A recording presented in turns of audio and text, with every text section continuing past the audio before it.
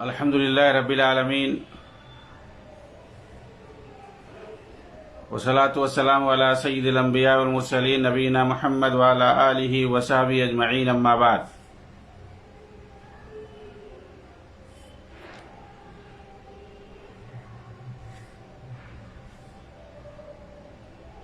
محترم سامعین کرام اور دیگر ناظرین، آپ کے سامنے امام بربہاری رحمہ اللہ کی کتاب شرح السنہ اور شیخ ربیع حفظہ اللہ کی کتاب عون الباری جو اس کی شرح ہے لے کر حاضر ہوا ہوں۔ مصنف رحمہ اللہ کہتے ہیں، وقال عمر بن الخطاب رضی رحمہ اللہ لا عذر لأحد في ضلالة ركبها حسبها هدى ولا في هدى تركه حسبه ضلالة فقد بينت الأمور وثبتت الحجة وانقطع العذر۔ کہتے ہیں کہ سیدنا عمر بن خطاب رضی اللہ عنہ کا ایک اثر نقل کرتے ہیں۔ کہتے ہیں کہ عمر بن خطاب رضی اللہ عنہ نے فرمایا، اس شخص کے لیے کوئی عذر نہیں رہ گیا جو گمراہی میں پڑا رہے اسے ہدایت سمجھ کر۔ یعنی اب قرآن آ چکا ہے، سنت ہمارے سامنے ہے، ساری چیزیں واضح ہو چکی ہیں۔ اب کوئی بدعت کو سنت سمجھ کر، گمراہی کو ہدایت سمجھ کر اسی میں پڑا رہے، اس کے لیے کوئی عذر نہیں ہے، اور نہ ہی اس کے لیے کوئی عذر ہے جو ہدایت کو چھوڑ دے اسے گمراہی سمجھ کر۔ گمراہی میں پڑا رہے اسے ہدایت سمجھ کر، یا ہدایت کو چھوڑ دے اسے گمراہی سمجھ کر، اس کے لیے کوئی عذر نہیں ہے۔ تمام امور واضح ہو چکے ہیں۔ فقط بینت الامور وثبتت الحجہ، حجت قائم ہو چکی ہے، وانقطع العذر، اور عذر اب ختم ہو چکے ہیں۔ وذلك ان السنة والجماعة قد احكم امر الدين كله وتبين للناس فعلى الناس الاتباع، اس لیے کہ سنت اور جماعت نے دین کے تمام امور کو محکم اور مضبوط بنا دیا، اور اب تمام معاملات لوگوں کے لیے واضح ہو چکے ہیں۔ اب لوگوں پر صرف اتباع کرنا ہے۔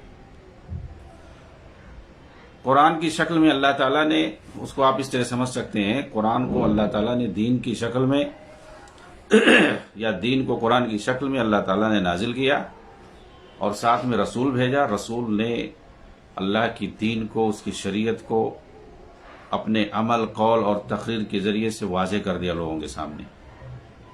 وہ کون تھے؟ صحابہ کرام تھے۔ صحابہ کرام نے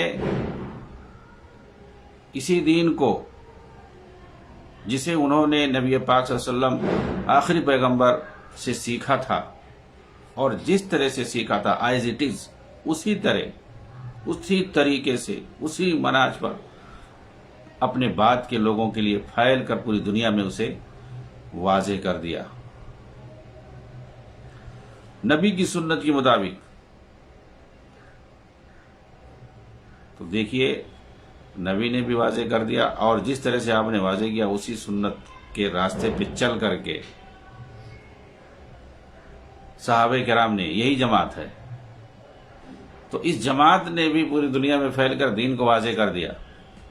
تو سنت بھی واضح ہے اور جماعت بھی واضح ہے، دونوں نے پوری دنیا میں دین کو پھیلا دیا ہے۔ اب کوئی کنفیوژن نہیں رہ گیا ہے۔ اب لوگوں کو صرف اتباع کرنا ہے۔ کیسے دین کو سمجھا جائے گا، کیسے اس پر عمل کیا جائے گا، سب واضح ہے۔ اب کیسے صحابہ نے، ہماری ذمہ داری ہے کہ ہم دیکھیں کہ صحابہ نے کیسے۔ تمہارا نام لکھا ہے، سائن کرنا ہے اس میں۔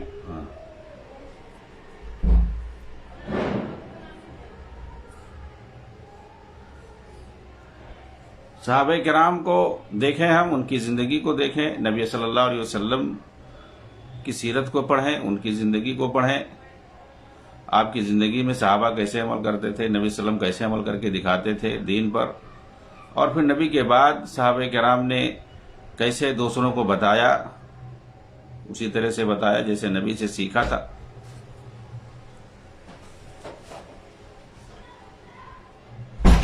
چنانچہ مصنف رحمہ اللہ کہہ رہے ہیں سیدنا عمر بن خطاب رضی اللہ عنہ کے اس اثر کو نقل کرنے کے بعد کہ اب لوگوں کے اوپر، یعنی صحابہ کے بعد لوگوں کے اوپر صرف اتباع کرنا باقی ہے۔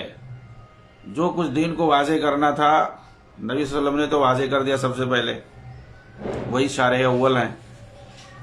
اس کے بعد جو کچھ صحابہ نے سیکھا شارح اول سے، انہوں نے پوری دنیا کے سامنے واضح کر دیا، اب کچھ نہیں رہ گیا ہے۔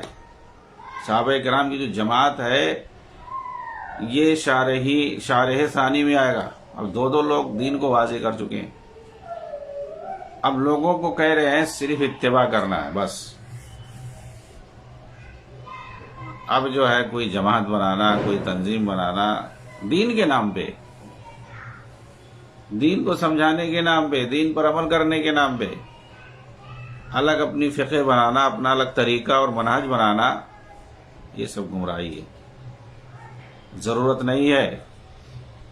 ہاں، لوگوں کے اندر شناخت باقی رکھنے کے لیے بطور صفت کے آپ اپنے آپ کو یا اپنی جماعت کو کوئی نام دے سکتے ہیں، لیکن ہمارا مقصد جو ہے وہی رہے، صحابہ کا منہج اور طریقہ، نبی صلی اللہ علیہ وسلم سے انہوں نے کیسے سیکھا، اسی کا تسلسل ہے۔ نام کچھ بھی رکھیں، ہاں الگ کوئی امام گڑھ لیں، کوئی فقہ گڑھ لیں، اور اس کے بعد کہیں کہ اسی پہ عمل کریں گے اسی کے مطابق، اور پھر اس کے بعد جا کر کے قرآن حدیث کی تعویل کریں۔ یہ ہر ایک کے یہاں پائی جاتی ہے یہ چیز۔ اب آئیے دیکھیے شیخ ربیع رحمہ حفظہ اللہ کیا کہتے ہیں۔ کہتے ہیں کہ مصنف رحمہ اللہ نے یہاں پر حضرت عمر کے اس اثر کو نقل کیا ہے، لیکن اس کی کوئی سند نہیں بیان کی ہے۔ اس کی سند ہمیں ملتی ہے، یعنی حضرت عمر کی جو یہ حدیث ہے یا اثر ہے، آپ کہہ لیں لا عذر لأحد فی ضلالۃ رکبھا حسبھا ھدی، کہ کوئی آدمی گمراہی میں پڑا رہے اور اسے ہدایت سمجھ کر گئے تو اس کے لیے کوئی عذر نہیں ہے۔ اسی طرح سے کوئی ہدایت کو چھوڑ دے گمراہی سمجھ کے تو اس کے لیے بھی عمر معاملہ بالکل واضح ہے، حجت پوری ہو چکی ہے، اب عذر جو ہے ختم ہو چکے ہیں۔ اس لیے کہ سنت اور جماعت نے دین کے تمام امور کو محکم اور مستحکم کر دیا، مضبوط کر دیا ہے، لوگوں کے لیے سارے معاملات واضح ہو چکے ہیں، لوگوں پر صرف اتباع کرنا رہ گیا ہے۔ تو یہ حضرت عمر کا قول ہے۔ تو یہ جو اثر ہے یہاں پر آپ نے کوئی سند اس کی ذکر نہیں کی۔ کہتے ہیں اس کی سند ہمیں ملتی ہے ابو القاسم تیمی کے ہاں، ان کی کتاب الحجہ فی بیان المحجہ کے اندر، دوسری جلد صفحہ 444 پر، حدیث نمبر 460، وہاں پر انہوں نے نقل کیا ہے۔ لیکن اور اسی طریقے سے ابن بطہ نے بھی الابانہ الکبریٰ کے اندر نقل کیا ہے اس قول کو، اور اسے اوزاعی تک بیان کیا ہے کہ انہیں یہ خبر ملی ہے کہ حضرت عمر بن خطاب رضی اللہ عنہ نے ایسا کہا ہے، مگر کہتے ہیں کہ وہ سند منقطع ہے۔ تو ان کے یہاں بھی منقطع ہے۔ اس طرح سے اس کی سند پر اگر گفتگو کریں گے تو کہتے ہیں شیخ ربیع حفظہ اللہ کہ حضرت عمر سے یہ قول صحیح سند سے ثابت نہیں ہے کیونکہ منقطع ہے، اور اگر ثابت بھی ہو جائے تو اسے محمول کیا جائے گا اس شخص پر جو اعراض کرنے والا ہو، حق کو باطل سے اور ہدایت کو گمراہی سے نہ جاننا چاہتے ہو۔ مطلب یہ کہہ رہے ہیں کہ اگر کوئی تعویل کی بنیاد پر یا جہالت کی بنیاد پر گمراہی میں پڑا ہے، اسے ہدایت کا علم نہیں ہے، یا یہ کہ گمراہی کو ہدایت سمجھ لیا ہے، اسے حقیقت کا علم نہیں ہے، یہ شیخ ربیع حفظہ اللہ کہہ رہے ہیں، تو یہ محمول کرنا پڑے گا اس بات کی کہ وہ اعراض کرے، एराज करने वाला हो, मुतलक तौर पर एराज करने वाला हो, तो ऐसी सूरत में उस पर जो है ये हुक्म फिट होगा। मगर जो हक को चाहता हो, उससे मोहब्बत भी करता हो, मगर वो गुमराही में हो, तो ऐसा शख्स अगर इज्तिहाद करने वालों में से है, यानी कोशिश करने वालों में से तलाश हक की कोशिश वो तलाश हक के लिए कर रहा है, फिर भी वो हक तक नहीं पहुंच पा रहा है, नाकाम है, तो कह रहे हैं ऐसे शख्स पर नबी सल्लल्लाहु अलैहि वसल्लम का ये कौल सादिक आएगा, इज़ा हकमल हाकिमु फज्तहदा सुम्मा असाबा फलहु अजरान व इज़ा हकम फज्तहदा सुम्मा अख्ता फलहु अज्र। जब हाकिम कोशिश करके सोच कर मेहनत करे, हुक्म दे फिर सही करे, तो उसको 2 अज्र मिलते हैं। यानी इज्तिहाद करके मेहनत कोशिश करके वो फैसला करे और वो दुरुस्तगी पर पहुंच जाए,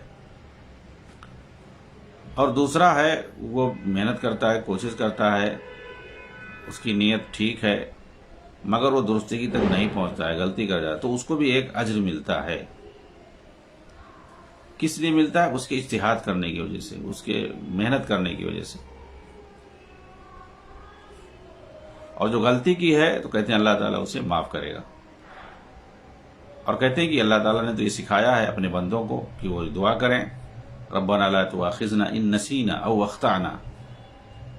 अगर गलती हो जाए, भूल चूक हो जाए, तो जाहिर सी बात है कोई आदमी कोई काम करेगा, कोशिश करेगा, तभी तो गलती करेगा। बैठा रहेगा हाथ पांव पटोर करके, उससे कहां से गलती होगी? जब आदमी हरकत करेगा, आगे बढ़ेगा, कदम उठाएगा, तभी वो फिसलेगा, तभी वो गिरेगा। तो वही कह रहे, जो कोशिश करेगा उसी से या तो हक बात को पा जाएगा वो, या फिर पाने में नाकाम हो जाएगा। आगे कह रहे हैं कि अगर कोई जाहिल है, उसे हक का इल्म नहीं है, मगर वो चाहता है हक को, उससे मोहब्बत भी करता है, मगर उसे कोई ऐसा नहीं मिल सका जो हक की रहनुमाई करे, और ना ही खुद से उसे हक की रसाई हो सकी। जैसे कि कोई अभी नौ मुस्लिम हो, अभी नया नया इस्लाम लाया हो, दीन के तमाम वाजिबात फ़राइज़ के बारे में उसे जानकारी ना हो, या ऐसे ही कोई किसी देही इलाके में रहता हो, दूर इसकट एरिया में, जहाँ अहले इल्म ना हो, तो ऐसे शख्स को अल्लाह माजूर समझेगा उसकी जहालत की वजह से, जैसा कि उलमा ने उस पर इत्तेफाक किया है। असल में ये एक इख्तलाफी मसला है, जहालत को माजूर समझना। अकीदे से इसका ताल्लुक है, मनाज से इसका ताल्लुक है कि जहालत को माजूर समझा जाएगा या नहीं समझा। तो ये 2 चीज़ें हैं कि आदमी अभी नया नया इस्लाम लाया हो, या कोई बहुत दूर रहता हो देहाती एरिया में जहाँ अहले इल्म ना हो, और आदमी कोशिश करे लेकिन वो हक को नहीं समझ पा रहा है। एराज अगर उसके अंदर पाया जा रहा है पूरी तौर पर, वो कोशिश ही नहीं कर रहा है और कह रहा है कि मुझे नहीं मालूम है, तो इसको जहालत नहीं कहते हैं यहाँ अकीदे के एतबार से। यहाँ जहालत उस वक्त माजूर या उज्र समझी जाएगी जब आदमी कोशिश करे, तलाश करे, उसके बाद भी नाकाम रहे, या कि किसी ऐसी जगह रहता हो जहां पर अहले इल्म हो ही ना, कोई उसे बताने वाला हो, और उसे मालूम भी नहीं है। चुनांचे अगर बिल्कुल हक वाजे है, हिदायत वाजे है, और उसे मालूम है, उसके बावजूद वो छोड़ रहा है और बातिल पे जमा हुआ है, तो फिर उसके लिए परेशानी है। जैसे कि अल्लाह ताला ने फरमाया, वमन युशाक़िक़िर रसूल मिन बअदि मा तबय्यन लहुल हुदा व यत्तबि गैर सबीलिल मुमिनीन नुवल्लिहि मा तवल्ला व नुस्लिहि जहन्नम व साअत मसीरा। कि कोई रसूल की मुखालफत करे, सुन्नत की मुखालफत करे, हिदायत खूब वाज़ेह हो जाने के बाद, और मोमिनों के रास्ते के सिवा किसी और की पैरवी करे, उसे मालूम है कि ये मोमिनों का रास्ता है, ये मोमिनों का रास्ता है, उसे मालूम है, उसे छोड़कर किसी दूसरे रास्ते पे चला जाए, آدمی کو معلوم ہے کہ یہ صحابہ کا راستہ ہے، صحابہ کا طریقہ ہے، یہ اس کو چھوڑ دے اور صحابہ کے طریقے کو چھوڑ کر کے دوسرے طریقے پہ چلا جائے، دوسرے راستے پہ چلا جائے. اسے معلوم ہے کہ سنت واضح ہے، حدیث واضح ہے، اس کے باوجود کہے کہ یہ حدیث جو ہے ہمارے مسلک کے مطابق نہیں ہے، یہ تو امام شافعی کے مسلک کے مطابق ہے، اور ہم تو امام ابو حنیفہ رحمہ اللہ کے مقلد ہیں، ان کی بات مانتے، تو ہم اس حدیث کو نہیں مانیں گے. نعوذ باللہ من ذلک. ہدایت واضح ہے، سنت واضح ہے، حدیث سامنے ہے، لیکن دیکھیے یہ اندھی تقلید کیسے روکتی ہے حق بات کو ماننے سے. کیا اس میں نہیں آئے گا جو رسول کی مخالفت کرے ہدایت واضح ہو جانے کے بعد اور مومنوں کا راستہ چھوڑ کر یعنی صحابہ کا راستہ چھوڑ کر دوسرے راستے پہ چل رہا ہے، تو اللہ تعالیٰ فرما رہے ہیں کہ ہم پھر کیا کریں گے، اسے اسی طرف پھیر دیں گے جدھر وہ پھرا جا رہا ہے، ہم اس سے اپنا تعلق ختم کر لیں گے. تو یہ آسان چیز نہیں ہے. ہدایت واضح ہے، سب کچھ واضح ہے، ہمارے سامنے قرآن کی واضح آیت ہے، حدیث ہے واضح، صحابہ کے اقوال بھرے پڑے، دین کو انہوں نے واضح طور پر پہنچا دیا پوری دنیا میں. اب اس کے باوجود یعنی جان بوجھ کر، یہ مراد ہے، یہ سب کچھ جان بوجھ کر، قرآن ہے، حدیث ہے، صحابہ کے اقوال ہے، دین پورا واضح ہے، نبی کی سنت کیا ہے، کیسے جو ہے کتاب ہے ہمارے سامنے، اس کے باوجود ہدایت سمجھ کر کے واضح ہونے کے بعد گمراہی میں پڑا رہے. صحابہ نے کیسے قرآن اور حدیث کو سمجھا ہے، اس سے منہج اور طریقے کو چھوڑ کر، ان کے فہم کو چھوڑ کر اپنے حساب سے سمجھنے کی کوشش کریں. یہ انہوں نے مصنف رحمہ اللہ نے یہاں پر بتانے کی کوشش کی ہے. اس کے لیے وعید ہے. ہاں اگر کوئی اعراض نہیں کر رہا ہے، ہر دھرمی نہیں دکھا رہا ہے، اعراض نہیں کر رہا ہے، ہر دھرمی نہیں دکھا رہا ہے، جان بوجھ کر جانتا ہے لیکن ہر دھرمی دکھا رہا ہے، جانتا ہے لیکن اعراض کر رہا ہے، تو ایسے شخص کے لیے وعید ہے. ہاں لیکن اگر کچھ نہیں جانتا ہے، اسے معلوم نہیں ہے اور اس نے حق کو تلاش کرنے کی کوشش بھی کی ہے، اسے کوئی ملا نہیں حق بتانے والا. یہاں ملا نہیں کا مطلب یہ ہے اہل علم نہیں ہوں، بتانے والے نہیں ہوں. یہ نہیں ہے کہ جو ہے اس کو کوئی آ کر کے بتائے اس کے پاس، یہ ضروری نہیں ہے. وہ تلاش کرے لیکن کوئی ملا نہیں اس کو بتانے والا، وہ تلاش کرے لیکن اس کو کوئی نہیں ملا. یہ نہیں کہ اس کے پاس کوئی آیا نہیں، اس نے تلاش کیا لیکن کوئی نہیں ملا. حق جاننے کی اس نے کوشش کی لیکن نہیں پتہ چل سکا، تو گویا اس نے اعراض نہیں کیا، کوشش کیا، جاننے کی کوشش کی، تو اس کے لیے عذر ہے. وہ حق جاننے کی کوشش کرتا ہے لیکن اس کو وہاں تک رسائی نہیں ہو پاتی ہے، تو اس کے لیے یہ چیز ہے. یعنی اس کے لیے وعید نہیں ہے. جو خواہشات کے پیروکار ہیں ان کے لیے وعید ہے. جان بوجھ کر ہر دھرمی دکھاتے ہیں، اعراض کرتے ہیں، حق کو چھوڑ دیتے ہیں، ان کے لیے یہاں پر وعید ہے. ورنہ جو اعراض نہیں کرتا ہے وہ جہالت میں ہے شریعت کے تئیں، تو پھر اس کے لیے عذر ہے. یہ غلط اختلافی مسئلہ ہے. صحیح بات اس میں یہی ہے. ابھی دیکھیں صحابہ کے فہم کو لے کر سلف اور بہت سارے لوگوں کے اقوال ذکر کرتے ہیں، صحابہ کے قول کو ذکر کرتے ہیں اور اختلاف دکھاتے ہیں. ابھی میں نے بتایا کہ یہ سب اختلاف میں پڑھنے کی ضرورت نہیں ہے. یہ لوگوں کو لوگ گمراہ کرنے کی کوشش کرتے ہیں. قرآن و سنت کے علاوہ قرآن و سنت کو کیسے سمجھا جائے گا؟ آپ دیکھیں، ایک مثال اس کی سمجھ لیں. کوئی فن ہے،